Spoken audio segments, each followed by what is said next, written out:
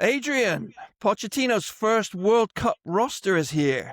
And it's finally here, Nick. Yes, finally. And the biggest story might not be who made it, but who didn't. Well, it's always the case, isn't it? With any roster announcement, it's the players who have been slighted and left out. But yeah, some surprises, some eyebrow raisers. Zendejas making it. Perhaps was not foreseen, despite his great form in Mexico. It's barely been given a look in by Pochettino recently.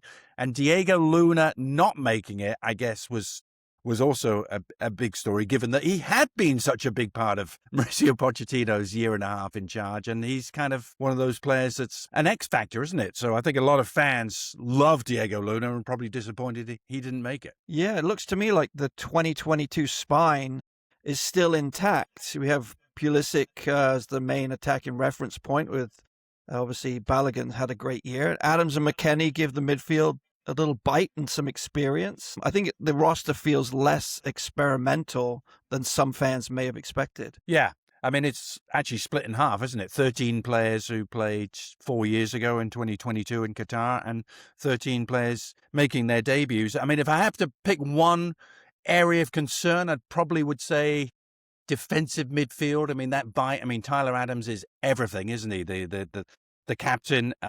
But he's also injury prone, as we've seen this season with Bournemouth. So it would be an absolute disaster for them if he went down, because I think the cover behind him is very short. I'm still not even sure who's going to be partnering him in the starting lineup, given that Tanner Tessman was left out and he's been playing that role, Nick. Yes, that's, you got a great point there. I think also one of the areas that might become a problem is the goalkeeper position too. We've relied on such great goalkeepers over the years, with Brad Friedel and Tim Howard, for example. It'll be interesting to see how they respond to the pressure of a World Cup. Yeah, and that's always been a given, isn't it? For as long as we can remember, that the US was going to have a goalkeeper to save them when needed. We're not sure whether Fries and Turner can do that under these sort of conditions. But they certainly have the weapons to win any game at the other end. I mean, when you're talking Pulisic, McKennie, Florent Balogun, who I think has the potential to if he hit a rich vein of form, he could challenge for the Golden Boot in this competition, Nick. I don't think that's